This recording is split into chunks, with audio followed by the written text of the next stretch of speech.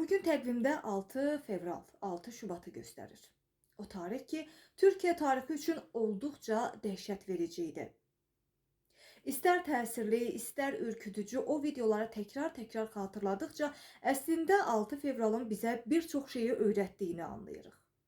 Əvvəla, anın ana etibarı olmadığına. Bugün həyatdayıq, amma bir an sonra baş verəcək bir zəlzələdən sonra həyatdan qopub olmayacağımızı göstərir. 6 fevral tarixi əslində bizlərə əgər birini sevirsinizsə, biri sizin üçün dəyərlidirsə, ego göstərib ona o sevginizi həsrət buraxmamağı, bəlkə də içinizdə olan sevgini bir daha deyə bilməyəcəyinizi öyrədir.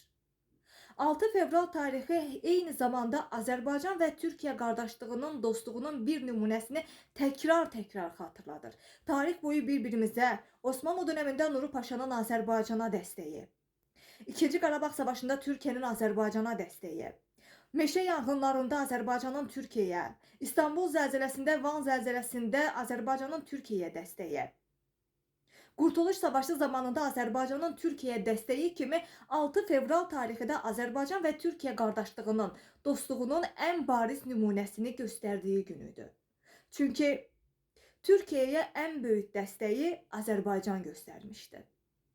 Bununla qürur duyuruq, amma bu bir qardaşlıq borcuydu. Bu bir dostluq və yoldaşlıq borcuydu ki, o borcun da öhdəsindən gəldik. Bugün Kahramanmaraşın yenidən ayaqda durmasının ən bariz nümunəsinin elə Azərbaycan olduğunun, orada Azərbaycan məhəlləsinin olduğunu və həmin evlərin açılışına özəl olaraq prezidentlərin gəlişi, bakan kurumun təəssüratları, bütün bunlar bu dostluğun ən bariz nümunələrindəndir.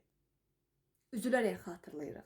Bütün rəhmətə gedənlərə rəhmət diləyirik. Heç kimsənin acısı keçmir. Sadəcə az biraz, zaman-zaman azalır.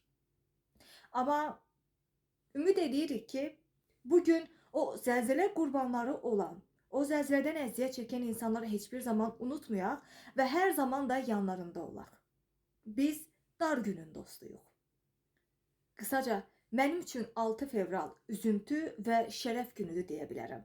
Çünki bu tarix bizim bir-birimizə daha sağlam, daha sıx bağlanmağımızın ən bariz göstərgəsi oldu.